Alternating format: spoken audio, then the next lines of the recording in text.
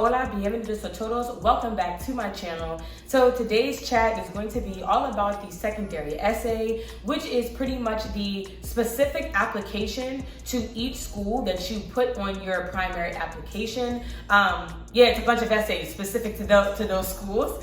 So that was kind of a reason why in my previous video, I told you that there was no need to rush the primary, because as soon as you hit submit and that thing gets processed, you're gonna be hit with a whole bunch of other stuff to do and get ready for, literally within like 7 business days. And that can be pretty overwhelming depending on, number one, how many institutions you apply to, and number two, the length of each secondary application. So for instance, Duke is notorious for having a very long secondary application with like 8 to 10 essays to complete of various character lengths. And it's just a lot of typing and a lot of writing. But I know I applied to maybe like 1 or 2 schools that were almost just as long with like 6 essays on their application. So again, that's just something to be mindful of as you go to press submit, that you are supposed to have already been pre-writing to prepare to submit those secondary essays in like 1 to 14 business days. So I feel like I'm kind of jumping ahead of myself here, so I'm actually just gonna go back and try to break things down step by step. As I said, I'm not gonna be giving you guys examples in this video, only because I feel like a lot of the secondary application questions for each school, they're recycled year after year. So I would pretty much be giving you guys like a cheat sheet or like the answer code to submitting those types of essays. And I just don't want to do that because I feel like these questions are very, very specific and individualized. So it just doesn't do you any good to subconsciously be influenced by somebody else's writing. So yeah, I'm not gonna do that, but I am gonna go ahead and break down this like entire section of applying. So let's go. So as I said, these essays are specific to each institution, and each of these essay questions can vary in length as well as like type. You might get some essay questions that are very, very straightforward. And matter of fact, they might not even be essay questions. The secondary application can be whatever the school sees fit. So you might get a school that's just straight up like multiple choice. You know, I think I had one institution ask me where would I like to practice medicine, and then I had like a list of options, including like large metropolitan to like medium-sized suburban, and I pretty much got to pick out of that list. And then there was only like a 200 character, not word, a 200 character count on like why I chose what I chose. So yeah, it can be all types of different questions, all types of different formats that are pretty much up to the institution to decide. So the best advice there is, as I said, because you're going to be receiving them within a couple of business days of submitting your primary, the advice is that you're supposed to be pre-writing or looking at these essay questions online, because as I said, a lot of them are recycled year after year. I think I have like a couple of links to some websites that I use that had the essay questions like ready to go, based on like early submitters, so like people who submitted the very first day. They were like pretty much going onto these websites and saying, hey, this is what this year's essays are about, or this is what they say. You can also go on Student Doctor Network. They're usually updated pretty early because sometimes there are admins that are a part of the school, so they'll go ahead and put that information on the school's like SDN thread. So yeah, you go and you look at these prompts and you start writing them early to pretty much be ready to submit within that 1 to 14 day window. And in my opinion, the best way to tackle pre-writing, as in like the order you should go, some people say that you should start with like your longest ones. So as I said, Duke is pretty notorious for having a very, very long secondary application. So some students might choose to go ahead and start with that and knock that out of the way. Personally, I go by motivation. I started with the schools that I was interested in the most because I felt like it wasn't a chore or a task for me to get through the secondary. I was excited. I was like, okay, yes, like I can't wait to submit this so that way I can hurry up and get my interview. And in my opinion, I was just in a better and healthier mind state or mental state to go ahead and submit versus like, oh my God, this application is so long, I can't wait for it to be over. And in my opinion, that's kind of like dark and pessimistic. I don't know, I just feel like I'm such a, I keep saying I just feel like, I feel like I'm just a person who's really, really big on like energies and attitudes. My mood really does dictate my work ethic. If I'm just straight up not in the mood to do something, I will not do it. I don't care if I'm late. I don't care if that means I'm procrastinating or whatever, or that I end up cramming at the deadline. If I am not in the mood, I am not going to do it. So I just feel like it was better for me to start on a high note, start with those schools and those institutions that I was like gung-ho about and knock those out of the way. So that way I kind of was like, you know, basically at the finish line, right? Like I started with high energy, now I'm at low energy trying to cross the finish, versus like, you know, I drained myself out at the very, very beginning and the whole thing was a turtles race. So that's just my take on that. You can do it however you want to do it, but I just feel like that's the best way that I think of. Also, with starting on the schools that you're interested in the most, I think that you have the easiest time writing those essays, because hopefully these schools are not just schools that you like because they sound cool, but because they align with you and who you are, and you guys are a good fit. So then the essay questions themselves should be geared around topics that you're comfortable with. So for instance, let's say you're really, really big on community service. More than likely, the secondary application of a school that's also really big on community service is going to be around community service, right? It's going to be some type of questions, some type of questions, some type of format that gauge, you know, are you a person that is like hospitable and likable, and you know, that volunteering, serving the underserved type of spirit? Do you demonstrate that? Those types of questions are going to be right there for you to answer. And again, if that's your bread and butter, it should be easy for you to answer them with your experiences and with, you know, pretty much however else you want to write them. But it should just be easier to do versus you're working on the secondary application of a school that, you know, you just kind of want to knock out the way, and they're asking you a whole bunch of questions that you don't really care about. So yeah, that's how I think of it.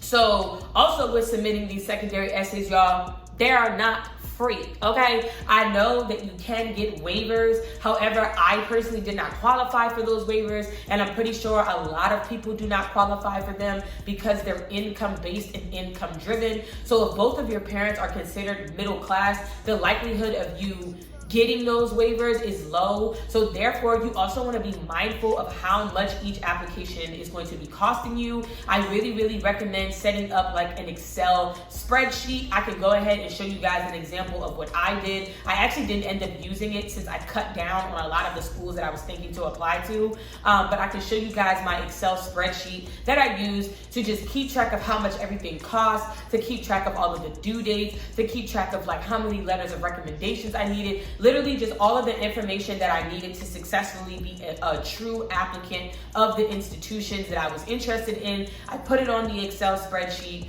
and I just think that's a great way of organizing and keeping track of your finances, especially because, y'all, them secondary essays can be like $100. Now you're looking at spending $600+ on some secondary applications. So yeah, you just really want to be mindful of that as well.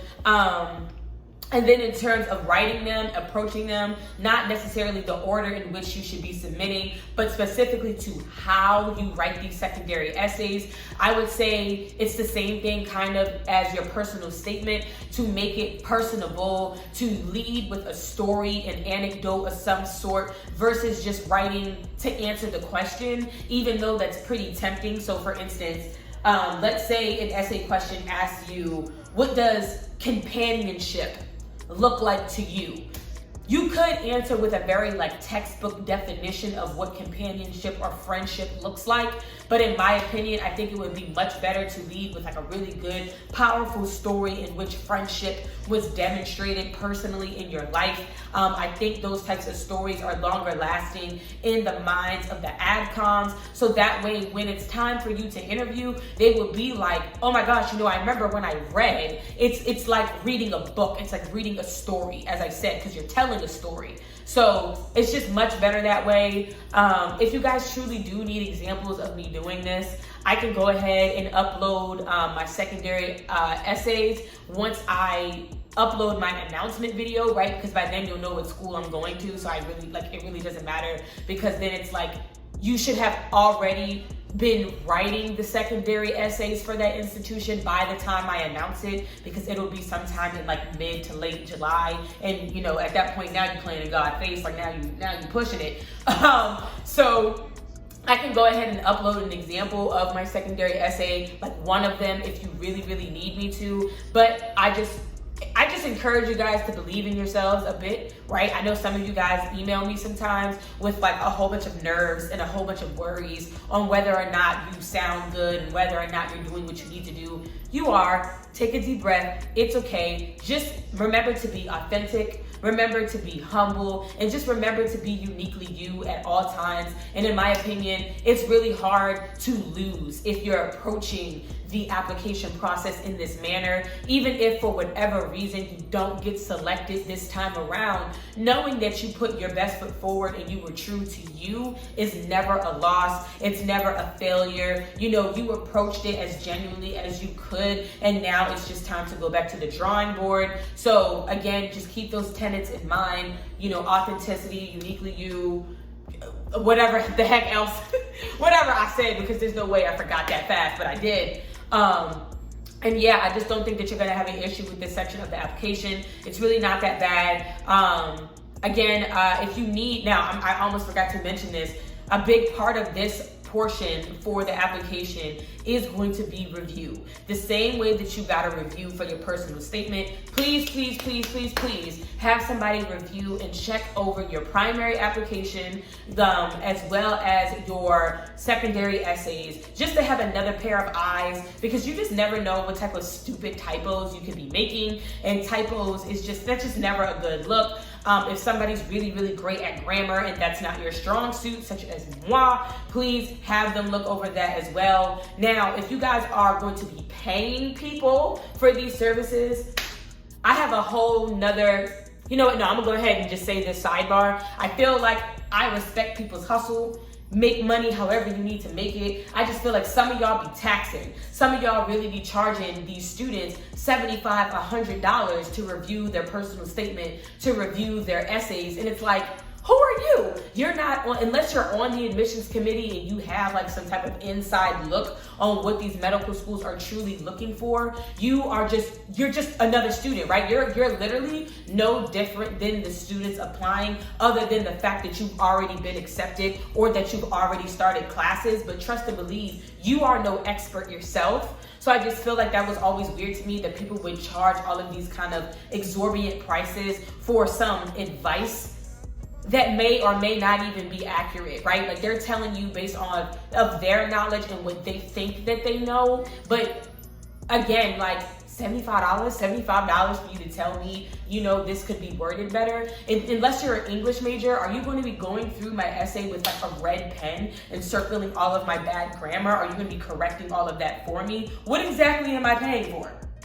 So anyway, yeah, sidebar over. If you're gonna be paying somebody to do these type of services, I say pay somebody that can also be your mentor. Don't pay somebody just to pay them to like, you know, pretty much do this like black and white task for you. Pay somebody that's going to be an integral part of your application process and kind of help you and guide you through it, right? Pay for the person, not just for the service. And if they're not offering that, if all they want to do is edit and then like shoo, go away out of my book, in my opinion, that's not the person you should be having review your stuff anyway, because a lot of this is personal, right? You're trusting this person with your viable and vital information, your personal and vulnerable information. They should at least be willing to like care how you did through the rest of the cycle. So, you know, that's just my 2 cents. But reviewing is a very, very important part of this process, of this secondary application portion.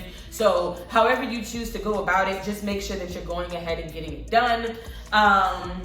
And yeah, I think that's I think that's pretty much it, because I always say I think that's it and then I add some more. But I think that's pretty much it. As I said, this one is pretty straightforward. The next time we'll be going over some interview techniques. That video might be a little long only because I'm going to be trying to give you guys live examples of what it would sound like. So I'm going to be asking you guys questions, pausing the video for a bit so you guys can reflect and think about how you want to answer it. Then I'm going to be giving you an example of how I would answer it. So let's say the next video, I'll probably do something like, okay, so pretend I'm your classmate and I'm having a rough time, so I'm not pulling my part in the group project. What would you say to me? And I might do a little acted out type of scenario. Then at the end of the scenario, I will give feedback on, okay, I would have answered it like this. Just so you guys can get